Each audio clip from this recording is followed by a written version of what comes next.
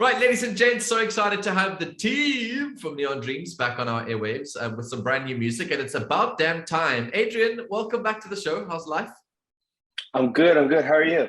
I'm cross at you and cross with you because you get to sit in nice warm weather that side while we're freezing our bums off the side. So you guys are in summer, going into autumn, summer, spring. Where are you? We're like right in the middle of summer. So I mean, the beginning of August is the middle of summer for us, and it's been really nice. We've had great weather, and we've just been doing some summer festivals around Canada, and I can't wait to get back over that side as well. Stunning. Where's your partner in crime at the moment? Honestly, I'm not sure. I think he's in Toronto. I'm in Newfoundland, which is like it's like an island off the coast of Canada. He's in Toronto. This week's actually like our vacation week, so we're spending all our time visiting our family and all that.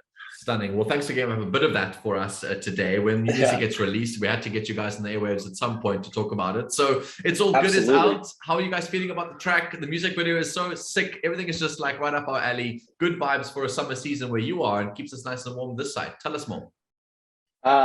It's a track we've been waiting forever to release. Like, we've been holding on to that music video for like months now, and I think there was just some anticipation of like, when do we get to put this out? Because we had just put out our song Little Dance. We kind of had the video and both those songs ready at the same time.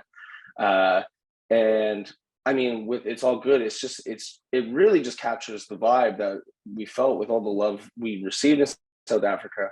And I think with the video with Little Dance, we kind of showed that from our like new to town kind of outlook. And with this video, it's kind of like, we're in a scene with like all these dancers and stuff, and it's like we finally like found our place. Like, I feel like I'm like Cape Town is part of me these days, you know what I mean? It's like I got my friend group there, I'm keeping up with them every single day, and yeah, I guess this song is just like, really, it's like an ode to that love that we received when we were in South Africa.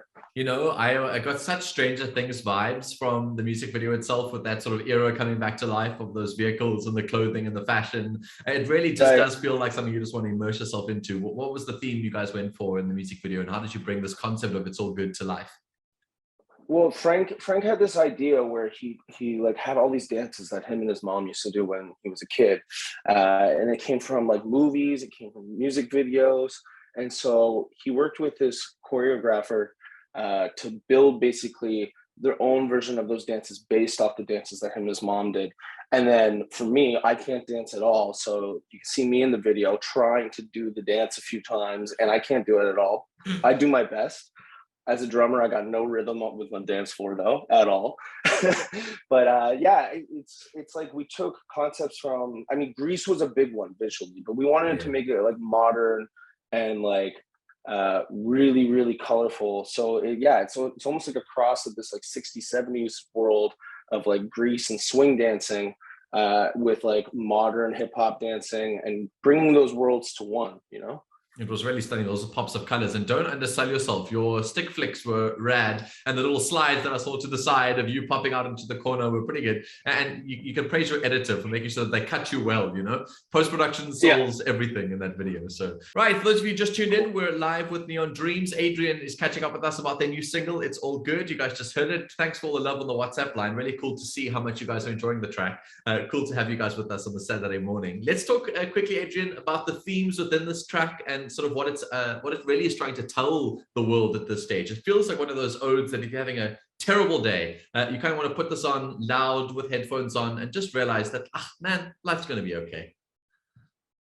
Yeah, I mean, I think Frank's so abstract, right? So I kind of have to figure out when he's writing the song too, you know? And when I'm writing it with him, right? He gets very like poetic with his writing and stuff.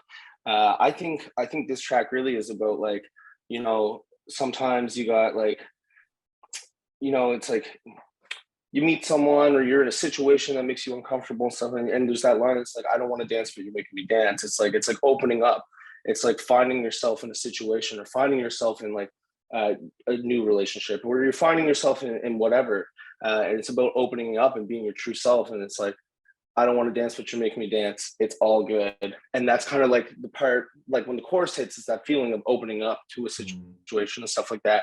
And I think especially for Frank and for me as well. But like coming to South Africa, it was a leap of faith. It was something that we didn't know what we were going to expect when we got there, and the insane amount of love that we received. I think we learned a lot about ourselves, and it opened us up both as people. We never received love like that before as a band, and it really.